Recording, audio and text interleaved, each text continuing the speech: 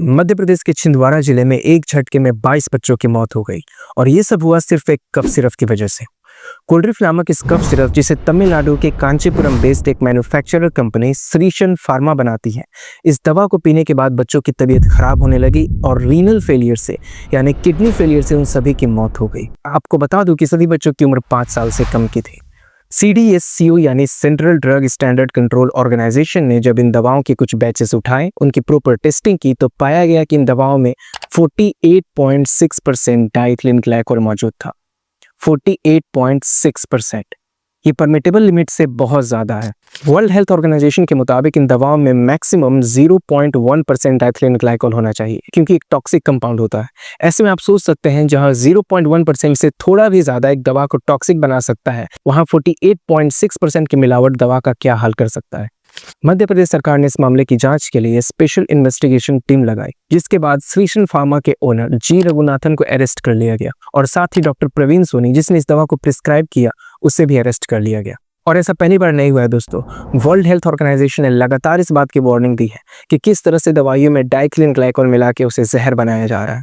World health organisation द्वारा ही publish एक report के मुताबिक 2022 से लेकर अब तक पूरे विश्व में 300 से ज्यादा बच्चों की मौत हो चुकी है इसी डाइथिलीन ग्लाइकोल की वजह से। लेकिन ये डाइथिलीन ग्लाइकोल है क्या, आइए समझते हैं। डाइथिलीन ग्लाइकोल एक इंडस्ट्रियल सॉल्वेंट है जो इंजेस्ट होने के बाद टॉक्सिक कंपाउंड्स में ब्रेक होता है और इमीडिएटली किडनी और लीवर को डैमेज करता है। जनरली सिरप्स में ग्लिसरीन या प्रोपिलीन ग्लाइकोल जैसे सॉल्वेंट का यूज किया जाता है सिरप के एक्टिव इंग्रेडिएंट्स को डिसॉल्व करने के लिए। लेकिन कुछ नीच फार्मा कंपनीज इन्हीं एक्टिव इंग्रेडिएंट्स को डिसॉल्व करने के लिए डाइथिलीन ग्लाइकोल का यूज करते हैं। कितनी शर्म की बात है ये भारत के लिए, जो विश्व का तीसरा सबसे बड़ा मेडिसिन मैन्युफैक्चरर है। वहाँ इस तरह से चाइल्ड हेल्थ को नेग्लेक्ट किया जाना और दवाइयों की जांच सही से ना किया जाना क्या मैसेज देता है पूरे विश्व में। लेकिन सरकार के पालतू मीडिया आपको कभी ये चीजें नहीं दिखाएगी, क्योंकि उसे फुर्सत नहीं मिलेगी ये चीजें दिखाने से।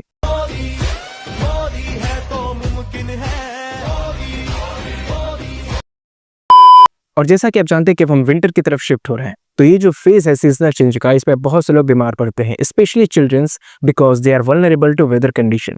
ऐसे में अगर आपके घर में किसी बच्चे की तबीयत खराब हो तो प्लीज़ इन दवाओं को अवॉइड करें, क्योंकि ये दवा नहीं, दवा के रूप में जहर है।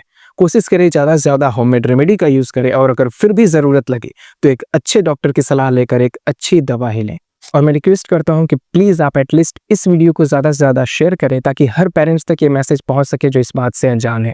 आपका एक शेयर किसी को अवेयर कर सकता है और वो अपने बच्चों के लिए सही मेडिसिन ले सकते हैं, क्योंकि आपके बच्चे की स्वास्थ्य सिर्फ आपकी जिम्मेदारी है, किसी सरकार की नहीं। सरकार को मतलब है सिर्फ पैसे से। स्वस्थ रहें, सतर्क रहें और ख्याल रखें मेरे बच्चों का। मिलते हैं अगली वीडियो में। Till then take care and जय।